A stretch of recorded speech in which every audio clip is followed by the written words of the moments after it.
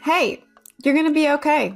I'm Elizabeth May, and my functional health practice helps people heal when they've exhausted traditional options. When no one else can figure your health challenges out, my team helps you resolve symptoms and restores your health. You're listening to my podcast where we'll hear stories of healing chronic illness from a root cause approach.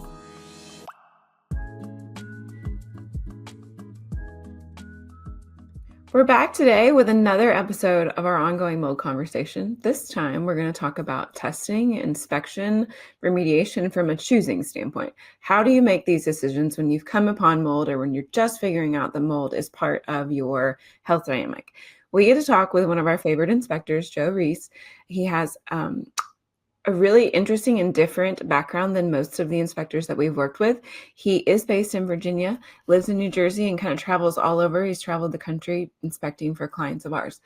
A part of his background that is different is he's a member of the International Society of Environmental Acquired Illnesses, ISEAI, and he's also a practicing indoor air professional, or indoor environmental professional, I guess, as an IEP. That was my bad. But that background in understanding the health piece is so important, obviously, for our clients. And I just kind of want to understand more, Joe, of like what was entailed in that certification or process of belonging to that organization that has you understanding really more of what our clients deal with in acquiring illness when they're in mold. Oh, great question. Thanks, Elizabeth, for having me. And I love these sessions to help so many. And one of the things you want to understand with having that ability to be part of that organization is it requires some extensive field experience, upwards of 10 years, practicing along a medical clearance basis, right? And we'll get a lot from you docs, a patient, our clients they turn into, and you want to understand their background clinically, right? And we apply it to the environmental exposures. So that's a huge part of this organization. We become the running back to you guys, and that is so key. So you'll understand an optic you may not be able to pick or understand from in your own protocol, but we'll see it in the environment. So for me, that's key. So the client knows we're walking in your home with a skill set that's unique, right? That you as the practitioner are looking for that balance between the environment and actually the human body. And you're more, I would say, exposed to most of what we're dealing with, right? Because you're not born with this. You can't eat all this. You're just exposed from your indoor environments as we're learning. So this organization really preaches about understanding source identification, source removal, and building practices, right? So they rely on an IEP a lot. And my background is building tradesman 35 years ago now. In the last 10 to 12 years, I decided to go a little more on a medical correlation side. How is this proven out? And I think we've been helping somebody like yourself. But it's important to understand that. And I see as a great organization. And there's various other ones, but that's my main organization. We do love, it's really nice from our side when we're seeing a client and they are starting to connect the dots that we're seeing really clearly. Like, hey, there does seem to be mold part of this equation. And to be able to push them to someone who can help them understand what's going on in their home and connect the dots to what we're seeing is such a grace. Because sometimes we've referred people to indoor air professionals, environmental professionals that don't understand the correlation and will say like, it's not that big a deal, or we probably shouldn't be having all that going on from this, but it's really important to understand that medical piece and also to take very seriously the remediation recommendations that are given, because if someone's house isn't remediated well, this is the tale as old as time. We inherit clients all the time from other practitioners, and they're like, I've done mold remediation, we're all good there, that's been fine. And that is always a huge red flag for me, because they may have done that. But if it wasn't done well and people on that team weren't understanding of the health correlation, it may not have been done well enough. So we're really going to focus today on kind of like practical steps clients can take. We're going to talk through testing, choosing inspection and the right team, and kind of helping move clients from that state of overwhelm to action. So I kind of want to talk about testing first. I know that you know that we refer clients to use an ERMI first. Could you tell us a little bit about that testing? And for us, it's just something that they can do. We can get kind of like a benchmark to say, yay or nay, it's here. And then we usually are handing them over after figuring that out to you. But tell me about an ERMI and what that Yeah, does. great topic to talk about, because air and surface just can't get enough of data from, right? Snapshot in time. So when we do PCR, as you know, in ERMI, for us and for myself, It's a PCR analysis, right? And it's really specific for mold, MSQ PCR, right? We use it differently. And what I like to see, like for instance, a client, patient you refer, oh, we got a high ERMI score and we're worried and we collected from bedrooms. Well, we want to understand as a home screen, right? And the next steps is, how did it get there? That's where the trained professional like myself will make that determination. It's about source identification, the root cause of that, right? So we look at these ERMIs, and guys, it's numbers on a paper, but I'm going to teach it or I'm going to explain to everybody. It's about the qualitative reporting species that we learn to understand out of that group one. Those 26 important mold species are all indicators, water damaging molds, allergenic molds. So you got to learn where they come from. And that's the goal here and how to use an ERMI on my side. But I always sample from a source, right? Through my assessments, outdoor, indoor, water management, moisture management gets identified, airflow, filtration. I always find 98% of the problems being the ventilation system. It acts as the facilitator, and that's where your ERMI scores are coming from. So believe it or not, I sample the source, we remove or control the source, you're going to see an improvement. So an ERMI is a very useful tool, but I caution you how to use it and how to represent the organisms and the readings, right? I got a red box, I got a 28, a 32. Again, you got to understand how it got there. And that's kind of what I teach when I get there. It's a great question. Very useful tool. Yeah. Yeah. And delving into mold is definitely overwhelming. Always is, because that is step one. And ERMI is really just step one to figuring out if it's there, what varieties are there. And it helps us sometimes to know, like, okay, you have this particular mold and you're having this health problem. Well, that mold is carcinogenic to the kidney. So now we have a little bit of an understanding why there's stuff going on. But for you, and this is something we educate our clients on too, like certain molds and different species grow in different places or maybe originated from different root cause events, I guess, if you will. But how can somebody kind of begin discerning if mold is a problem past an ERMI, or even like once they have their ERMI, what other kind of testing is helpful, or what can you tell us about that? So another great question. And what we look at is you have to develop a sampling strategy, right? This is a home screen technique, as you teach, recommend so many patients and clients. So what we look at is, okay, now let's understand where the root cause is. If we have to do a source analysis, a source test, and we'll do a different method, right? If we have different presentations and we understand there's water damage home, I'm going to test for actinomyces, endotoxins, do a bacteria set, right? If I got an odor and I got a very sensitive client that is triggering from a odor from new furniture or moving into a new home, we'll do VOCs and formaldehyde, right? The skill set of what we know and what we learned from the environment, we can come up with a key strategy where it can help produce these optics you would never know, right? So it's very important to understand the assessment leads to the sample strategy. You must have that deep dive assessment. And yeah, we can do variations of sampling. And the methods can be from a tape lift, from a swab, a dust collection, a Swiffer cloth. There's a lot of ways you can collect these samples, but we're concentrating on DNA so we can get enough of matter to give you a definitive broken down approach of what's in the home. And you guys know the correlation as well as ourselves. Now we're learning all these molds. Really, we're picking up in the clinical labs that are correlating. And it's a game changer. And now you get to understand the root cause of that exposure, right? But the sampling strategy is key, Elizabeth. We must understand that to do effective inspections. Yeah, I think that part's really valuable too when you work with an IEP who understands that, because there can be more than just mold. I actually had a client a few years ago. They had a bat infestation in their house few times. Like, they dealt with the bats coming in and out and in and out. And their little boys had major eczema, had major skin, food reactivity. Dad had some too, but wasn't home very much.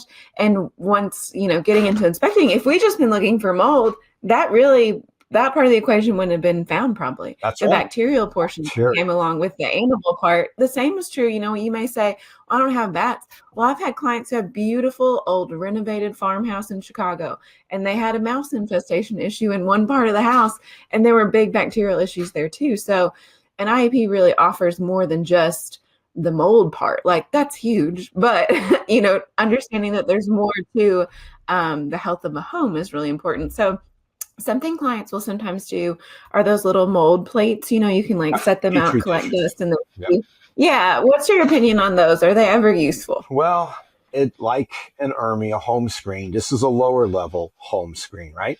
It's collecting a viable mold species that's going to culture and grow in minutes to an hour, right? And all of a sudden you got a Christmas tree of colors, or you got these funky looking circles, right? It just tells us there's viable mold species moving around in the air, right? So you got to understand the root cause of where they're coming from: ventilation, ductwork, water damaged basement, flooded attic. It just depends on that. It tells you further analysis is needed. Then we get into the inspection of, okay, so you have some concerns here. You're culturing a lot of cladosporium, alternaria, penicillium type molds. But where are they coming from? Then we look at the dust. And then from the dust, we're sampling non-viable mold species through the DNA. And there's your answer. And now we can understand the root cause of that petri dish potentially. So yeah, it's first base in science, right? Step one, causation there is, and then further evaluation with a professional. And I'm going to do a deeper dive and look at root causes of that. Yeah, so we kind of teach it like as a hierarchy, like, okay, if you're not ready to dive into an ERMI and you want to answer yes or no, those mold plates can give you a yes or no. And I don't always let them be a full no. Sometimes if there's not a lot of growth, but there's a little something and I'm seeing major health correlation, then I'll push for an ERMI. And then from the ERMI, that really takes you into a professional environment where somebody who really understands where these things come from, how they grow, all of that. And then we hand them over to y'all. And what sort of testing?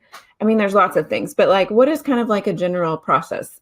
Is there just air testing? Is there surface stuff? Like, I don't know if there's a standard for like what a good inspector is going to be doing testing wise. So what we try to do is I should say we'll start with a full assessment. And then from there, we're going to look at a strategy consisting of about 5 steps, right? Air and surface, just basic microscopy reporting, good for source identification, validating and dismissing a concentrated area, right? If we want to understand dispersion or we don't want to understand overall impact, then we'll look at the PCR analysis, right? There's many ways to do it. ERMI is a traditional acronym out there. We look at PCR a little differently. I can do it through a generic form called an EPA 36. And then I would get into mycotoxins sampling. Then I can get into bacterias. And like I said, VOCs, formaldehyde, and other cultures, right? Bulk samples. So I have everything ready to go for every assessment. It's up to the client's needs. What are we looking to accomplish? What are some of your concerns? And then I assess and I develop this process. We sit down, talk, do a storyboard presentation, kind of prove it out. And they understand now what's important and what's really needed and important, not only for the environmental side of remediation, but how about you guys getting the medical optic or understanding that exposure? Right? So, and for a quick example here, I'm seeing a lot of penicillium molds, right? And if you understand Penicillium brevicompactum, in our field, it is the #1 producer of mycophenolic acid. How many times do you see that on a panel, right? So we're learning on our side, correlating on your side. Without the strategy, you'll never know that. Right? And I'll go right down to Aspergillus, every single one of them, understanding what produces ochratoxin A and a mycotoxin is Aspergillus ogreus. When you do this hundreds or thousands of times, you'll see this day in and day out, a game changer for your patients to hand it off to you to get that medical optic. So the strategy, I can't say enough, is got to be unfolded after every assessment, sit down with the client and really educate them what's needed. So it's a great question. Very important.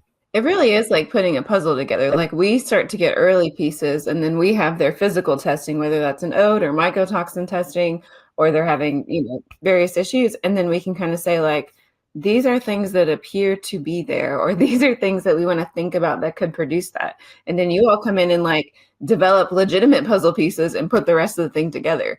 And it's like a little awakening, unfortunately, but it's also peaceful because if you've been sick for a long time and it doesn't make sense. What hope? And then you're able to. Yeah, all of a sudden, my God, it really never nice. felt so hopeless till now. And now I'm understanding it. It makes sense. And then the doctor collaborates with the IEP. Then we get the right medical clearance of a remediator, which are far and few in America, trust me. And then we talk about mechanical company understanding. And then we go into a build back contractor. all have to work under an engineering control and harmony. But you're absolutely right. It's a game changer if you have this team approach, and we make a difference in every life that we can meet. So, yeah, let's talk about choosing the team. We kind of talked about testing and like some testing that an IEP should be like able to do. They're going to discern and figure out what your house needs, but they can do all these sorts of things. But what should clients be looking for when they're hiring, and what is like a cost range or time? Are there like some easy benchmarks where they could say, this guy said he's only going to be there a half hour, probably not a thorough versus, whatever that may be. Right. Yeah. So starting on the top, we always get on the clinical side, we'll get a referral from you guys. So the doc is on top of the totem pole, right? The IEP comes in on an average assessment, 3 to 4 hours, maybe longer, maybe shorter, but I'm always longer because there's a lot of education to be talked about. And then from this assessment, you develop a protocol, a work plan that you hand off to a remediator. That's key, right? And that could be encompassing a lot of parts of the home. It could be a basement attic. It could be very simple, but that's something that has to be a directive, followed to the T. And as you know, results-driven, evidence-based, right? So we hand it off. It goes right to the remediator. Remediator is qualified, understands, accepts the process. And then we look at, okay, there's mechanical work, always mechanical work, duct cleaning, duct removal. There's upgrades to systems, purification. So you want to have that recommendation next. Again, tough. These guys are trained from schooling to come in and make it hot and cold. I want to teach and talk about indoor air quality and purification. So that's another facet that can go into days or weeks to assemble, right? And then at the end, you're going to put back maybe new insulation, fix that basement in the attic. And just, you have another component that they got to understand how to work within. And that could be, again, additional couple of weeks. So I try to explain to people, crawl, walk, run. 4 to 6 weeks after we say hello on my end, I'll make recommendations, suggestions, products, come up with solutions to reduce the load burden. Because this is a daunting space, Elizabeth. It costs so much money. People don't know who to believe, what to hear. Social media, it's just crazy. So I try to create a roadmap. And I try to hand off each step of the way as best I can. And hopefully there is no disconnect. But it is daunting, but we have to have a clear picture. And it starts from the IEP controlling that process, I believe, in my opinion. Introductions, again, separate companies. We're all play nice in the sandbox, as I say, but we have to be on the same team for the client. So at the end of the day, we need to have a suitable condition, and we call that a condition 1, fungal and bacterial ecology, so you can begin to heal. Start your treatment process and do as best as you can in your indoor environment. Otherwise, it's a step forward, 2 step backwards. And that's what we hear all the time. I'm sure it's frustrating for you guys. Why are you not getting better? What is the issue? You got to look and go deeper into the thick of the weeds, as we say. Quick break. If you've been curious about homeopathy, this is your sign to try it. At Hey Hey Homeopathics, we've created liquid remedies for everything from sleep and skin to digestion and beyond. Safe, gentle, and designed for real life. And if you're a practitioner, our preferred professionals line opens the door to powerful tools like no-sodes, miasms, detoxers, and more. Anyone can shop, but professionals can apply for exclusive access. Visit heyheyhomeopathics.com and start your path to natural healing today. Yeah, I think the remediation plan is something that I wish I could literally just throw a couple up on our website and be like, here, go look at what is turned out from working with an IEP who is good and skilled, because it's the key to reducing overwhelm, because you get this very itemized map, clear, highest priority to least priority. It's got directions on what needs to be done, how it needs to be done. It has directions on how the people who are doing it need to care for their own bodies. And the finished reports are really, they cover where you found it and testing and things like that.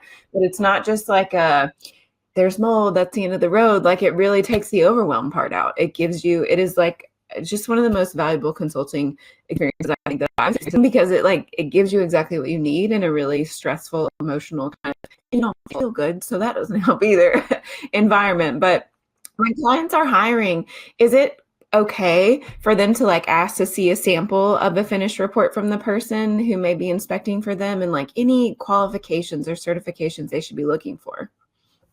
Oh, absolutely. And that's the problem here. There's less than a handful of states in America that require certifications at all to walk in as an assessor, right?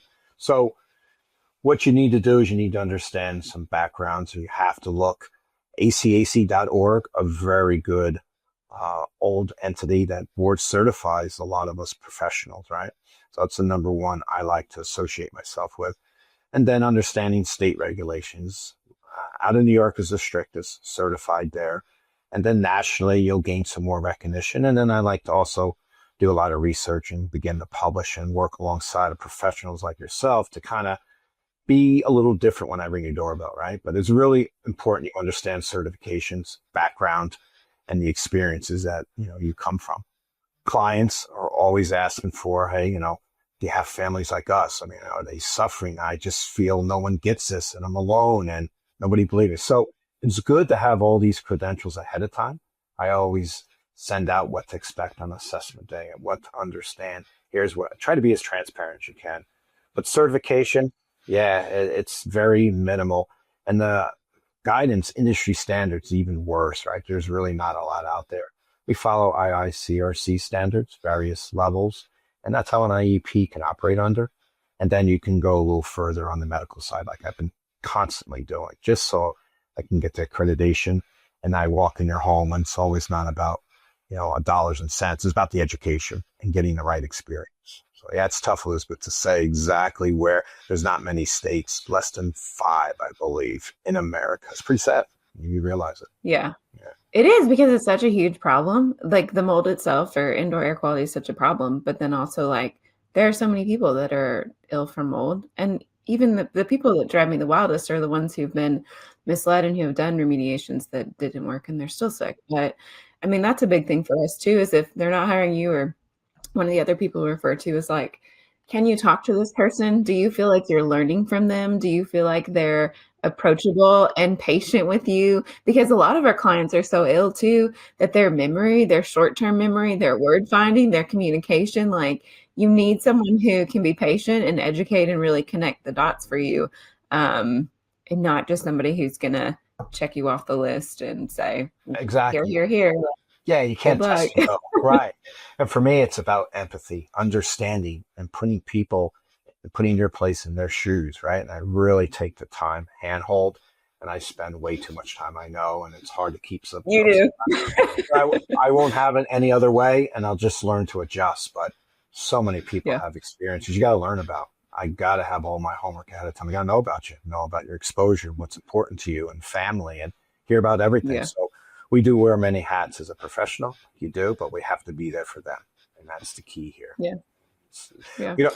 I'm sorry. I was going to say, I don't go to work. I ring doorbells and change lives. That's my motto. That's the goal here. I mean, it's true though. Like if someone, I mean, I can think of so many of our families who can attest to that, because it was like one family in particular that's here in Kentucky. We're seeing 3 kids and mom, also very ill in very different ways. They've been to lots of different practitioners. They've done traditional stuff. They've done other holistic practitioners, medical doctors who just like weren't seeing it. Right. And once they had an inspection and we started working together, like now the kid's going to the bathroom who wasn't, the rashes are gone, like the itching, everyone's sleeping now. Like it can be really profound if you think about the impact on multiple members of a family's like day-to-day function. So yeah, it's huge. We moved the needle for sure. Yeah. So I think we maybe don't even need to ask this question, but I'm going to anyways. If someone can afford only one step, an ERMI or an inspection, where should they be starting? With me, the assessment. I want to teach the homeowner, the family, the person about their indoor environment, starting from the outside and in, and I'll teach them about the rest. I help them with the testing methods, right? It's all about the education first, right? And you want to understand your own home, right? Has its own indoor biome, and you got to understand that. And I'll do that. And then, it's always good to get a PCR analysis. Air and surface is great. Again, don't get me wrong, but I want to know geniuses. I want to know definitive finite levels, and I can start from there. But I like to start with the assessment on my end, and then I help lead and teach them where they can learn about resources, testing and labs and guys like you and samples and laboratories. That's where they'll really help themselves, because it's costly. It is outrageous what this field costs to people. So, and that bothers me. So I try to be a little different that way. And talk about education first and let you look at finances second. Can you tell me more about the microbiome of the home? Because I think that's a really important conversation. I feel like you discussed that well, and just the idea even that the home has that, because our clients are used to understanding their own microbiome and learning about it. But what does that mean in a house? Very important.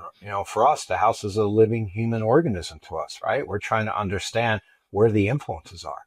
And you're going to realize the conditioned space is only about half of your home, right? You have a basement, an attic. They're not conditioned to live in. But you know what's in there? Your air handler, your ventilation system that is not in a conducive space. So it could produce some concerns in your indoor environment, right? We call that all part of the biome. So what we're trying to understand now is how do we get a equal balance, right? How do we understand to condition these spaces to a conducive level, whether it's dehumidification, natural air movement to convection air movement in an attic, or again, crawl space, we want to condition and create somewhat of a similar habitat, not to live in, but we can't have humidity levels, right? We're also concerned about a stack house effect, right? As below, so above. We have air exchanges and we have influences throughout our home. You got to have these unconditioned areas controlled first. Then we look at ventilation. We look at filtration. How are we changing the air? How are we maintaining everything? And that is the best key for an optimal indoor biome. But then I hear, well, we did remediation. Mold's going to come in. We're going to have the same problem, but not so. You're going to remove the source, or you're controlling your sources. Now your indoor biome is going to be in flux constantly, but it's not going to grow. It's not going to inflame if you have these unconditioned areas under control. So we teach about inspecting and quarterly checks in an attic, look at basements, crawl spaces, and make sure dehumidification's between a certain range. So when this education is given, people totally understand, like you said, it's now just as important as my own personal biome that I'm living within. And I teach them to check it 60 days, 90 days, twice a year. What are you living with? What flare-ups? Why do you have that allergy? Why do you all of a sudden you have a skin issue? Or I hear hair loss. I hear every element of a human body. Let's look at what's your life. Well, we work at home, I travel, and work's a concern. So now you'll start to understand first your home environment. And then they take this knowledge and move on with it. It's very important. And that's a great question to understand. Indoor biome. It is really interesting, like how much learning about your house. I mean, it sounds so simple, but it's so important. And like being able to understand, we buy a house, and we have like a normal inspection done. You're like, okay, there's no big red flags. We can buy the thing. Yay, we have a house. Now we're going to take care of it for 30, 40 years. And there's so many things I think that we've learned in this process, even to think about not just your home, but like the spaces you frequent. We talk so much about mold in school with families because kids are exposed in older schools. But I mean, we recently had a client where they farm and there's mold in the main barn where they're doing a lot of processing and stuff. And if they had not had a good understanding of how mold and air moves in a home, it never would have dawned on them to kind of engage us when we said, what other spaces does he work in? Oh, in the barn. Oh, the barn is closed a lot and he gets worse in the winter. Like, Exactly. the Two and two together starts to add up. Yeah, you're very smart to do that. And that's what we teach them to think about and reduce the load burden. And you'll understand the body follows, right? And you know that we're very resilient human beings, but we're very susceptible at different levels. Whether you methylate and detox, which you guys are good at understanding with patients, I'll send them my way. Let me see where that cup is filling up from. And that's the goal here. Got to understand the indoor areas you're in. I was very smart. Talk about that. The quantity part is huge. And like, I think what's interesting to me too, I mean, a lot of it's kind of logical, but not. A lot of times we think it's just mold coming from water or damage or water damage, and that's it. So sometimes we'll say, has your basement leak? Have you had water? No, we've never had any of those things. Okay, cool. But like so much of it is air. And that for me was something that like, I mean, I guess it's basic and it's obvious, but air moves spores around. Airflow is really important. And when inspectors don't inspect an HVAC, we get very like, because like air moving through a home really matters. So can you tell us more, just kind of like the basic logic or things that we need to think about around air moving through a home and how that interacts with mold in a house? Big time, because we look at airflow, is it hot or cold? And it's never evenly distributed. And more importantly, we look at the design elements of the system, right? You have a return and a supply, very simple. But 9 out of 10 times people don't understand when I open up a return vent, there's no ductwork behind it, right? A lot of these homes throughout the years were built with an open return design or a partial duct design with panning material or different foil boards, and are using a chase between the floor and the wall to deliver air to the air handler. You should see they don't know that. It's been built like that for years. And I'll open it up, and what a presentation. So the airflow is key to understand air changes per hour. Very important to understand that we move air, clean it, return it, sealed as possible, and filtered as high as possible, and we interject purification as needed. But we see the indicators. Elizabeth, the moisture-rich environments are key to put this story together, and that's how you're going to figure this out. The window check rails, the toilet tank lids, underneath vanities and cabinets, windows, sinks, all gives this colonization hint. Keep finding it, and you'll have enough. Oh, it's airborne. I'm going to find it in your source, which is the air handler, in a basement, not heated and cooled to live in like you. And we open it up, look at the fan assembly, the evaporator coil, and there it is. And that's the root cause of these problems that you're talking about. I didn't have any water leaks. I don't know of anything, but my ventilation system has been causing the airborne issue for years, we hear, right? So that's how it's very important to understand the mechanical. I always leave it to the end, but it proves out the assessment, and it does show true fussing. It makes me think of a family that I worked with a couple of years ago. They were in Miami, and they actually left there because they were mold. They moved to South Carolina. And the little kids just were sick all the time. I mean, they get better, but then it just kept coming back around. And they'd had an inspection done on the house, but the HVAC was not inspected. And you just mentioned kind of like some of the steps of what you'll do, like swabbing coils and looking at the air handlers. And for them, it was the ductwork was run through the attic, and it's obviously very hot in South Carolina parts of the year. Yeah. And so that ductwork, that area was not conditioned. And so you have cold air running through the ducts in a hot environment, and the condensation in there, I think, created a lot of the mold. But if someone isn't having the HVAC well inspected, and the thing that got me with them was the HVAC company had inspected their HVAC for mold, separate from the mold inspection. Sure. That was not done by you. It was not done well, but I didn't see anything. Tell us a little more about they didn't. I didn't see anything, and I'm like, well, did they even go in the attic? Did they look in that ductwork? Like, no. What is the difference between kind of like how you approach it versus maybe how an HVAC company would? Which that may be good and fine and well, but when our people are so sick, we need we need to know the whole deal. But what is that different wise? And what I talk about is the evidence base, right? So I'll start to show indicators, and I'll explain this to them. And what we're doing is starting from the end of the supply that distributes in the air, opening up registers, looking inside, understanding if we see a smiley face of dust reservoir over the years sticking to the ductwork, right? And then we'll further go into the system. I can scope it. I can do an incredible amount of analysis, but I do know where it's going to end up. It's going to be into the filter housing, fan assembly that spins and spins. That's where it builds up for years. But we have to open up everything, and we have to understand first, is it really the root cause? And that's why the assessment shows it, right? So the key indicators is looking for the hints in the environment with a flashlight, looking at your register grills, your returns, exhaust fans, windows. Sometimes will culture dust, and you'll say, wow, where did that look like? Where do those spots come from, right? It's airborne. And then keep looking, and you're going to begin to see, oh yeah, look, now I see black dots on my supply or my return. And then as well, you're going to see the air handler being the culprit. And that's the key to understand. But you have to dissect every step of the way. Can't skip anything. I think too, the education of understanding how like an HVAC system works and like what the components are. Like until I had mold issue in a past house, I had no idea. Like I just changed my filter. That was my job. I didn't know any of the rest of it.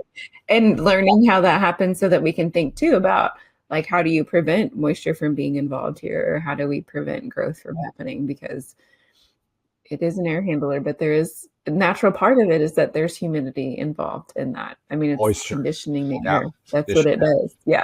And it sticks. Yeah. And it turns into other sensitive issues where bacteria can culture on the dust if you don't clean your ductwork, if you don't change your filter enough. Another level of layer that we're getting to correlate and learn about, right? Sick building illness, sick building syndrome in a larger building. I'm seeing a lot of it has to do with airflow. It's airborne, guys. And we do have water intrusion events, but most of it is airborne through a ventilation system that we pick up on. Very I think interesting. that's a big one too when people feel like they don't feel great at work, because that'll happen sometimes. We'll have clients, we'll go through the house stuff, and like, as far as we can tell, there's really no flags. And then we'll start talking about work, and they're like, on the weekend, I feel great. During the week, not so great. And a lot of times, I can think of a couple of clients who work in a, kind of like a strip mall space that was thrown up, and maybe those can be fine sometimes, but the air handling between the spaces and how each space is maintained, like they can all affect one another because of the HVAC system.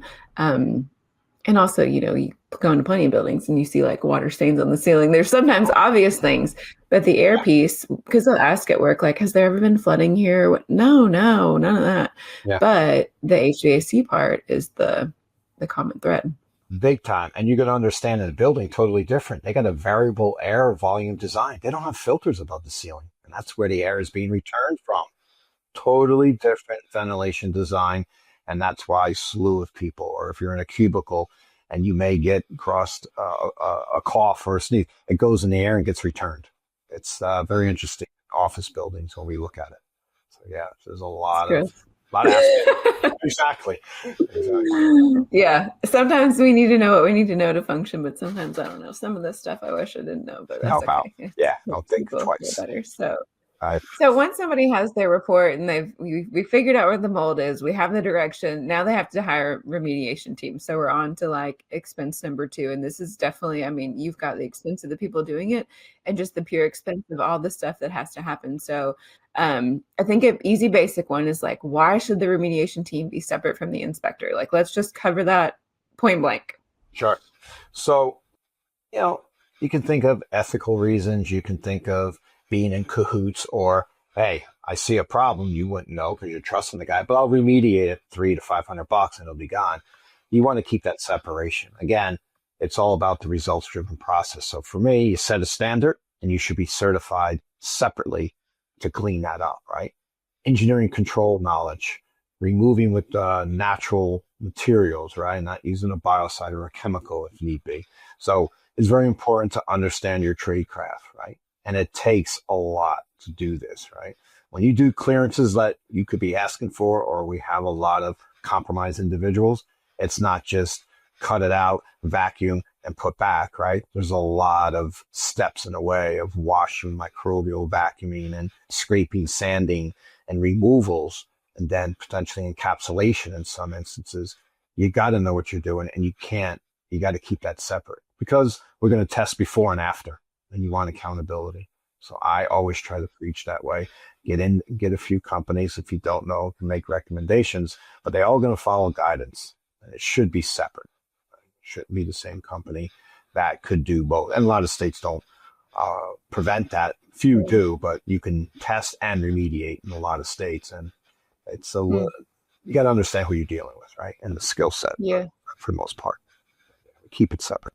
And it's tough to understand who you're dealing with. I think it's kind of the same as when you build a house and you're like, well, are they a good person? But like, there's a lot more people building houses. You have more odds of getting feedback from past clients. And this feels not quite like that to me. But another obvious question I have, I guess, is like, should a remediator follow the inspection recommendations? Like, exactly. Is that something that we should be expecting for them to do? Or is there room for a remediator to come and say, no, you don't really need to do that like that. No, we shouldn't. We don't have to do it all the way like that. Like, how do we as the hiring or remediation team know where to hold them accountable or how much we need to adhere to kind of that inspection report?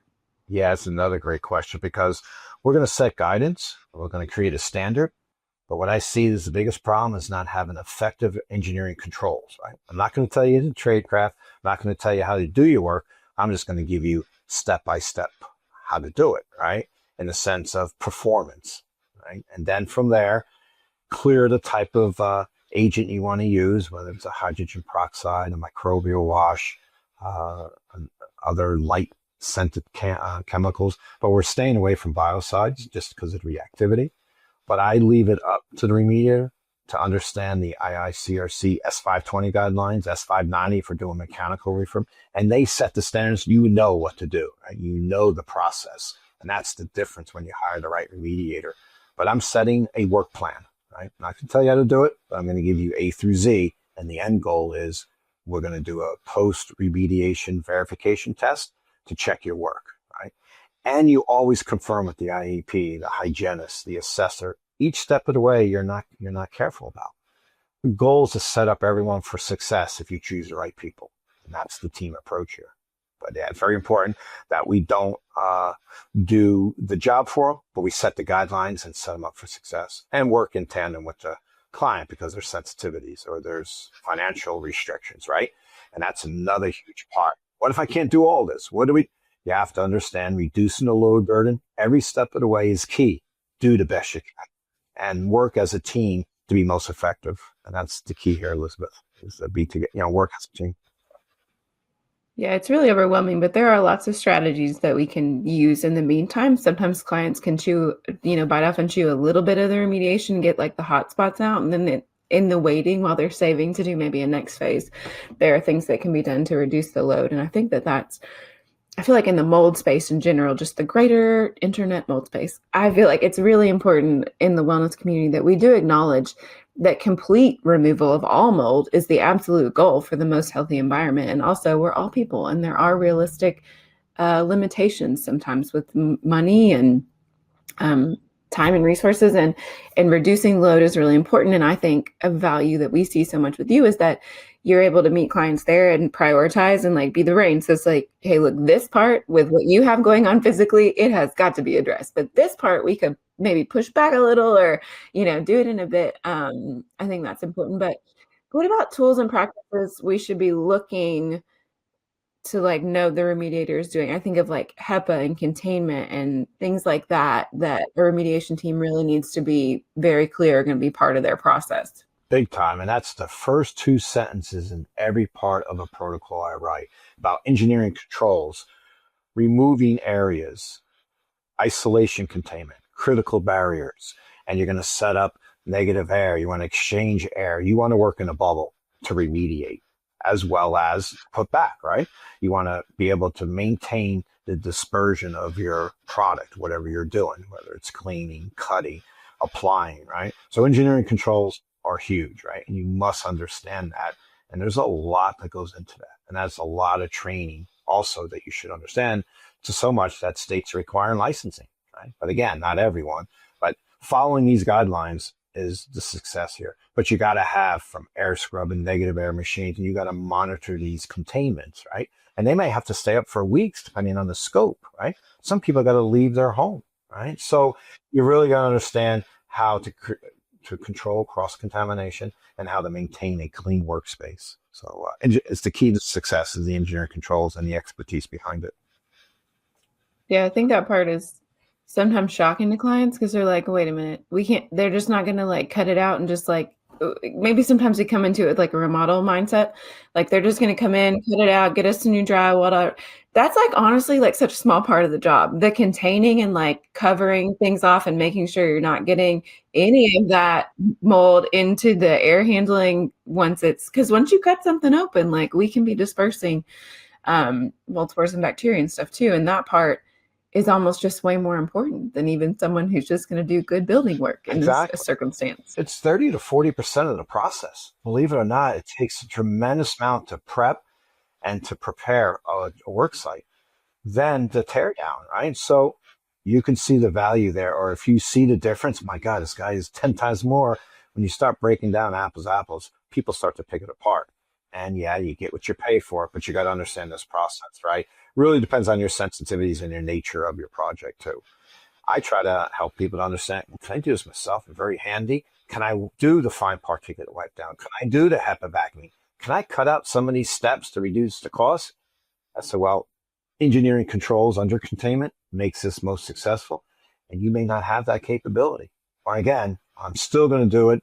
I want to know what to do. I just can't afford it, but I got to do something. And again, try to explain them the do's and don'ts. But again, best efforts. Can't tell somebody not to do it. Can just make the recommendations and set the education to follow and the steps. We always try to explain to clients, like, it's like painting, not exactly the same, but like if you're going to paint yourself real quick on the weekend and do it without taping and whatever, like you're going to get the painting job that you put the effort in for, versus if you hire a professional painter who really masks things out, is very particular, very careful, new brushes, everything's clean, you're getting a totally different end product. And that really is the difference in choosing your remediation Yeah. team who like And we is find it going to follow more, it. exactly. We find it more on the medical side, or that, they know they're exposed, right? They know they've seen the mold, that they know they just can't trust anyone to come out because they're going to get worse. They tried it. How about going through this 2, 3 times? I see that a lot. It's not one and done for a lot of people. That's another problem, is getting the right processes to the right people. And unfortunately, it's not there. If you've been wanting to transform your health but don't know where to start, I've got you. My full color cookbook is much more than recipes. It's a 300-page crash course in healing through food. You'll get 125 plus gluten-free, dairy-free, soy-free meals the whole family will love, plus step-by-step guides on shopping smarter, improving digestion, and making your kitchen a healing place. It's gorgeous, practical, and designed to make healthy living simple. Grab your copy at heyheymay.com/cookbook and start changing your health one delicious bite at a time. Any other shortcuts we should be avoiding? We kind of talked about not containing air very well during remediation, but things that we should say, you know what, you're not the remediator for me if you're trying to sell me this process, whatever it may be. Yeah. So nobody should come in to be inspecting, right? First, I would say the main conversation is when you have a remediator, where's your work plan? Do you have a protocol? Where's your report? They're not there to diagnose. They're there to execute, right? And that's how you can tell somebody who's going to be on board the right way. Because a lot of these guys may sidestep the requirement because they don't know it. They don't know how to do the engineering control. So the key is they're to follow a lead, right? And that's the hygienist, assessor, expert, whoever you're using. They set the standards. That's the number one key to look out for, is that they're not coming in to give you an estimate on to where's it at and how do we go about it. It's like, here's what's been written, here's your protocol, here's what's required from your hygienist. Is it an air and swab clearance? Is it PCR? Is it we have to do full containment here, and then you have to understand that you can't be in the house. So they need to follow a directive, and that's key to having the right remediator come into your home. Otherwise, you lose control, and then you're at the mercy of their expertise, which is not much at that point, because they're not there to think. They're just there to execute based on, we do the thinking, we do the analysis, we validate or dismiss, right? Now it's their turn to execute a plan that we write. Great question. How long should remediation take? And I mean, like, I know it's different for everyone, but what should we be expecting when someone says, like, this is how long involved remediation is going to be for your house? Yeah. And it's based on the scope, obviously, right? When you look at a basement of different sizes, or an attic that had ice and water damage and now it's all black and gross, and then you actually have a leak around the chimney, the flashing, size does matter. Access, job site, aggravation factors, we call it, right? But us as professionals, and I don't know of any other state in New York, we have an Article 32. I have to give you budgets and time frames and estimations. So as professionals to help you prepare for this, right? So for instance, if we have a Cape Cod, right, and we have a standard, there's not a lot of attic space. That's not a good example. Let's do a bi-level or a split, and you have an attic over half of it. It may be 3 to 5 days, and we may have to put a value of, say, 7 to 10 grand. I put that in the report, right? So I try to be accurate. So you have a jumping off point. It may not be exact, but it's going to be a range, right? And it's going to give you a day, 7 to 10 days, 15 to 20, 21 plus. So we have different levels. We judge small, medium, and large. Let's keep it simple and stupid. And let's put a value, expectations. Great to say a little more. Oh my God, I can't afford that. Well, let's get estimates and let's break it down, because you need full transparency, and then you can help measure. But I do range it, right? And we have mechanical jobs, right? 1 day to clean, 1 day to replace. Maybe it's 2 to 3 days. So I always lead with expectations on that. I always try to measure, well, what are we looking at? Do we got to leave our home? The doctor says it just could be at a magnitude we don't know, and that's why we need to understand. And not a lot of professionals have these answers. So when you have guidance and you're really following the process, you'll help a person like yourself not knowing to be more educated and probably a little bit more respectful to the process. That's huge. But yeah, I always put dates, ranges, and cost values in the reports. I think Very that's so important. important because we say all the time in care that you can only manage what's measured, like just as a general principle in life. And really, like, Right. you can only manage the process. Like, you can only know if you can do it. You can only know if someone's going to do it well.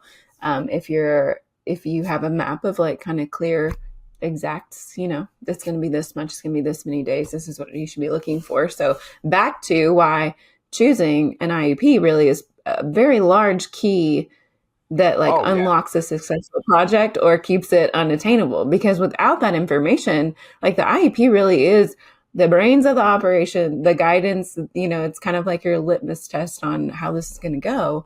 It can really dictate the whole outcome, whether it's good or bad. Yeah, and it's huge to understand the skill set. The key is having that professional experience in the background with just about an umpteenth amount of experience. So very important. What does post-remediation testing look like? And that's something you are doing or they are doing. Um, So always recommend in the protocol that you do a follow-up analysis, right? Post remediation verification testing, industry standard PRB, right? So most people are going to clear for air and surface, right? So that's an air sample of the remediated area under containment. There's an air sample as a control outside of the containment, right? Depending on the type and part of the house. And then we'll do an outside control as a baseline comparison to make sure the outdoor molds is not the influence to the inside, right? If there's more molds outside than inside, then we know it's an outdoor problem. You're okay inside is a successful clear. Right? If you have a lot of mold in the air and you kind of know indicator mold shouldn't be there to begin with, and the outside is a baseline to begin with, then you know that you may have to continue to clean, right? We want to make sure that we have less mold indoor than we do outside of our containment area. So it's very important to understand air clearances, right? With an air sample, runs for 5 minutes, by the way, very unique, low volume pump. And we have a cartridge. It's called a Spore Trap, very unique, type of like a little bit bigger than a $50. And it sits on this machine, runs for 5 minutes, and let's catch what's in the air and these organisms, and we count them. And that's how we understand what our species are, if there's anything left.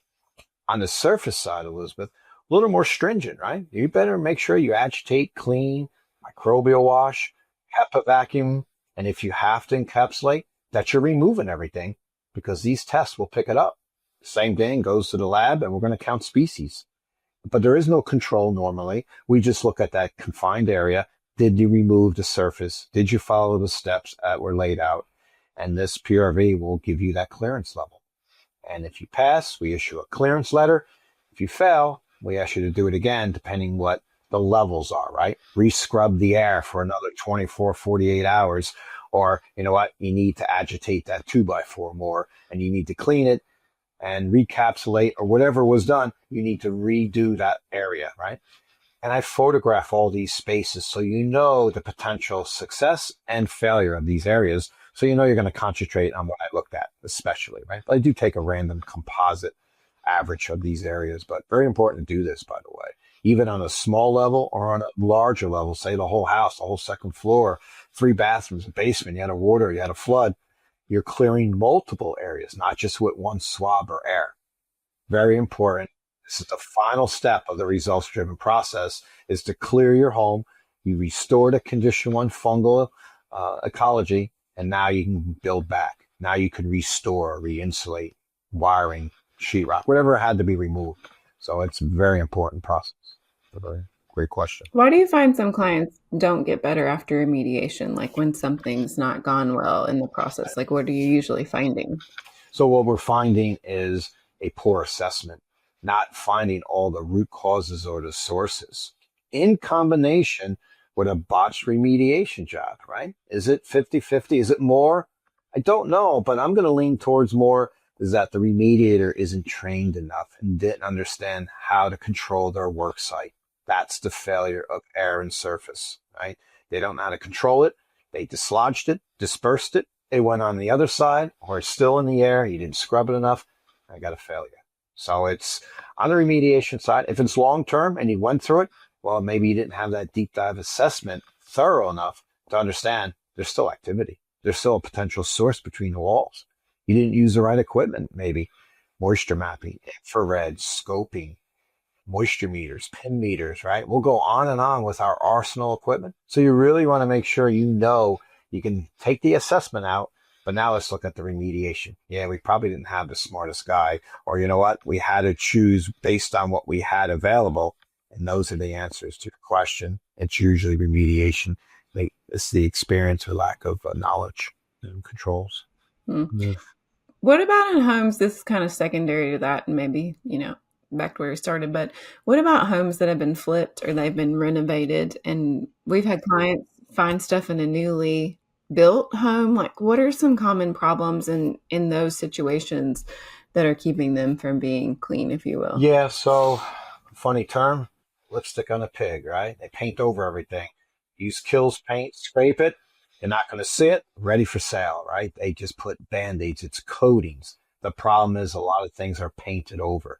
If you're trained and if you understand, it'll come through pretty quickly. Or if you're covering a shelf underneath the sink with contact paper or some kind of barrier, right? And you walk into a home or you're looking at a home and it's heavily scented, right?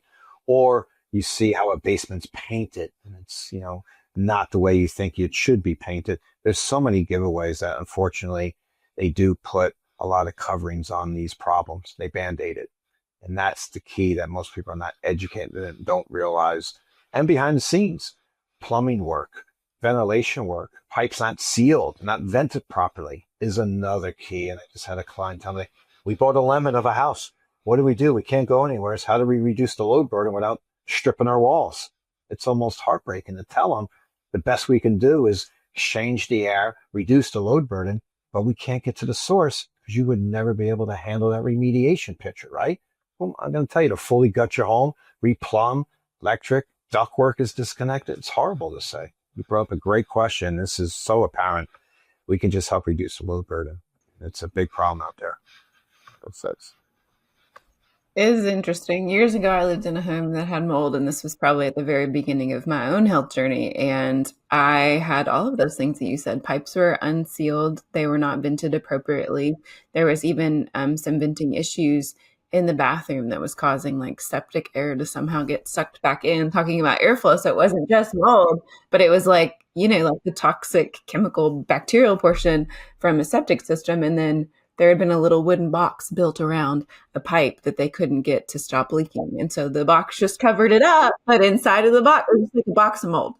I'm never surprised what Band-Aids put on and how they try to remedy the problem, to hide it or to ignore it. Yeah. The integrity, like I could never, not for one second in my life, build a box around a leaking something and be like, I will now sell it, even though you're all going to be sick when I can't with it. I guess it's ignorance, but probably not. Maybe, I don't know. But kind of wrapping up things, I kind of want to hear just from your experience and all that you've seen, like key or main advice for a client just starting this process, especially for like the emotional, financial overwhelm piece. What would you say to families who are just really terrified by stories, the costs, and just the process itself? Yeah. The idea is to work a plan, right? Understand what you have in front of you. Can teach you some tricks if you look at a home, or if you want to understand, are you living with a problem, right? Take a flashlight, Elizabeth. It's very simple. You walk around, you look at your filter, look at the windowsills, the check rails, look at your sinks, and look at anything that's odd. And lo and behold, you're like, yeah, this doesn't seem right. And I noticed it more and more. I got to stop ignoring it. But by doing some simple tricks, whether you look at a place, you're moving into a dorm, or you're visiting grandma's house and things are just not right, this is the indicators of some easy, simple tips, is that the changes you see visually should be a red light for you of concern, to ask a question, to think about, hey, we got to do something here, or there's more to what we see here. Where's the root cause, or what's the problem here? And it's just to come up with a plan to understand that. Don't get overwhelmed. There's an answer, but we got to figure out what's causing it.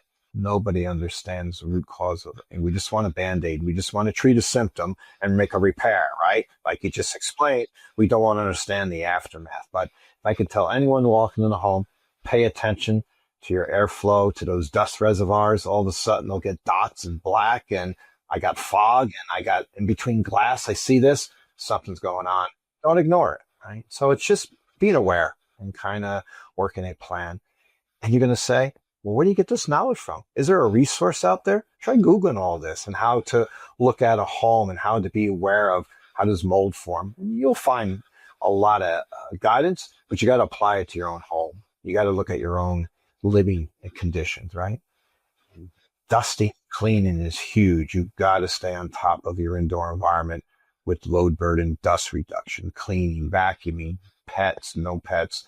This is the key. These become host reservoirs, and you'll see. My goal is just try to get out there and create a narrative for this, a handout on a website that you can understand, stop, think, and look, right? And that's it. And you'll get a better feel of your environment, and I think you'll understand it could be real and it could be concerning to you at some point. In some ways, it's easy once you understand some of these concepts, and the stop, look, and think part is really huge because we're all living our lives and doing things and taking care of families. And yeah, it's so easy to just just overlook something and not think about it.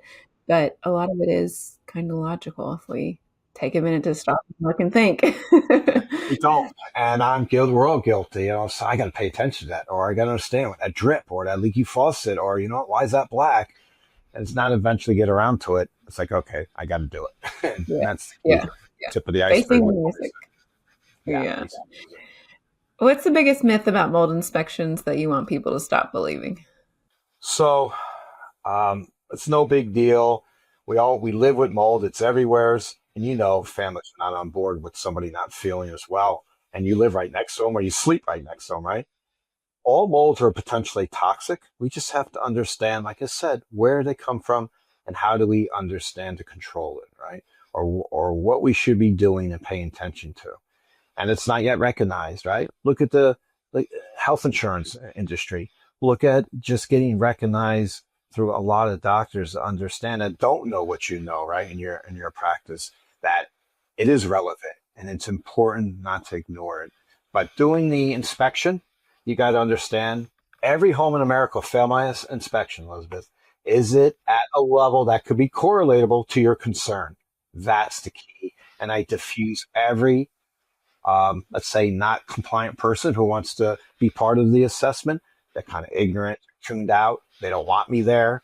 And I say, listen, I'm not here for anything but education. And I'm going to tell you, you're going to fail this assessment, but let's see if it's a level of concern that we're talking about, that your doctor's concerned about, or you yourself can't stop sneezing, you have headaches, you can't sleep. Let's just validate or dismiss it. So once I kind of dummy it down and be more practical and very empathetic and understanding, have a cup of coffee. And that's why I take hours on my assessments, because I'm going to learn everything about you.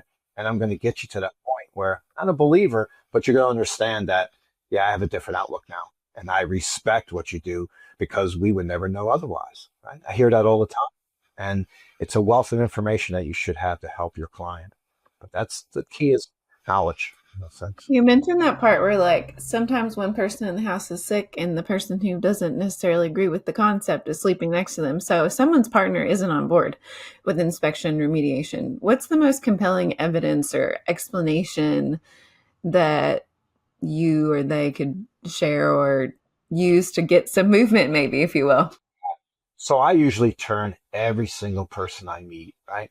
I take my time. I talk about studies, families. I talk about sharing actual assessment data, right? I do a digital note card. I'm going to explain to you something, or I'm going to share, and people give me authorization. I said, you could speak to this person, right? The husband was not on board, but they understood that the contents were the source and we had to get rid of it. Well, I want to clean it and keep it. But yet when I tested it, I'll explain that to them. But a lot of times I'm lucky enough to follow a practitioner where they know their loved one, or we have a child that is exposed from something in there, that they'll respect my talents. They'll see that I'm not there in and out in an hour or doing air and surface. There's no problem here, and pay me $8.95, right? No, it doesn't work that way. So I usually win over by taking time, the experience, and being just like them. and understanding, and I adopt them over time. I treat them as family because I'm going to teach them as well, and I want to study from them. And I leave everyone with the last statement. I do this because you need to help the next family tomorrow I'm going to meet that's just like you, doesn't understand, doesn't know, and not a believer. But yet you're going to be a raving fan because you're going to understand what woulda, shoulda, coulda, we're going to avoid. I'm going to teach you about your home. So we really have an important job. And I really give everybody, and I get along with everyone, but I really give everyone enough of information that they can see. Never pressure. You're not required to test. And if you want to learn about it, I'll talk to you about the labs to do it. But you got to understand the methods and means. We have a unique analysis, my skill set, building, tradesman, 35. I tell you everything about a home inside and out and the problems. That's why I left the industry and started this journey. So I turn everyone, Elizabeth. So I'm not a good answer for you, but I do come across it a lot, but I educate them. I do I think win. that's really true. It's very similar to what we do. We'll have one, usually the wife is more open to like a crunchy mindset or root cause stuff or not using pharmaceuticals.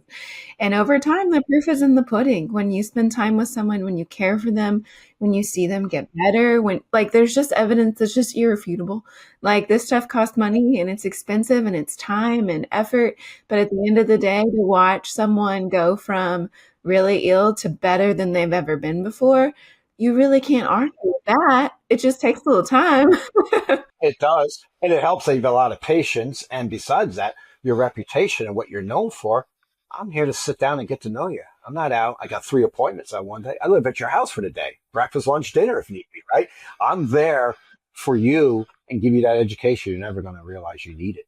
And when you're done, oh my God, it's like this is amazing thing. And just meet so many incredible people in this country, all over the world, do it virtually too. I just try to give enough that you understand the realistic approach, right? And I'm not here to sell you anything, force anything, but just to get you on board that this could be a correlation or a triggering to what you're dealing with. So, like It's just yourself, education, really. There's so many things that we don't know, and there's so many things that you're not going to learn in life until you come across a situation where you have to know.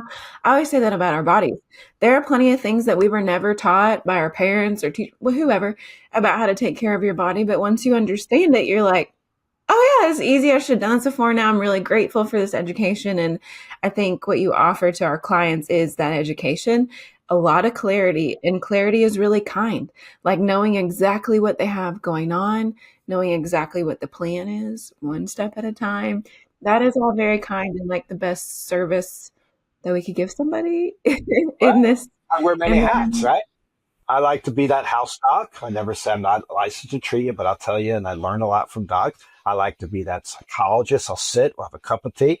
Sometimes we cry. Sometimes it's stay for pizza. I just got to know more. I mean, it's just amazing. Like I said, it's a journey, and I never consider it work that I get to meet somebody. Hours later, it's just an incredible relationship that will unfold for weeks, months, and years. It's just amazing. And we're just helping. We're just guiding the right way. It's the way we should be doing it in medicine or any professional. Develop your trade craft and care about one another. And my God, it'd be a difference. And that's why we're successful doing what we're doing. So for Very sure. true. Very true. Well, I think this was great. And I love that we have like just reiterated over and over again that a thorough inspection is the foundation for effective remediation, for effective health outcomes. And like we can't cut corners. We've got to take that detailed inspection that helps us know that the home can truly become a safe place for the body to heal, because it's possible that the quality of that inspection and direction is really the key. So where can our listeners find you, Joe, and learn more about your work, or how to hire you, or get in touch with you and learn from you? Sure. I'm developing a nice landing page of information, which I'll have up and I'll send to you shortly. It's supposed to be done this weekend. I'm a little behind. I'm always available. I like to answer every call myself. Right? You can find me on the ISEAI website. I do the East Coast, but I travel the country and I try to be affordable. And obviously my email, what I try to do is just answer the phone, give you some comfort, understand your position, and then try to help you and look at ways that are best. So I'm pretty well out there on various uh, platforms, but the best way, cell phone, email, and soon the landing page so you can really put in your story and I'll be there to help you. Is my Yeah, goal. and listeners, you can always reach out to our practice too, and we can get you connected with Joe. We've got all his contact info. And I think I just want to reiterate too, because we've seen so many clients use you, and like we see clients all over the country in different parts of the country, and that the affordability part, and like we've even had multiple clients in one area all have inspections at the same time, so that when you travel there, you're just working your way through. And so don't think like, oh, he's going to literally travel from New Jersey to me. That sounds insane. Oh, yeah. It's really No. not. It can be super affordable. And like we said, a really quality, excellent, specific, clear inspection, worth every penny. So totally worth it. But I thank you for being here. I think this is really tangible So help. honored to be considered to be part of the team, and will help and further educate for anybody you refer to. And it's so important you just know the first steps to what's needed, like you said. Thank you. Yeah. All right. Thanks, Joe. Thanks for listening. I hope you're leaving encouraged, curious, and hopeful.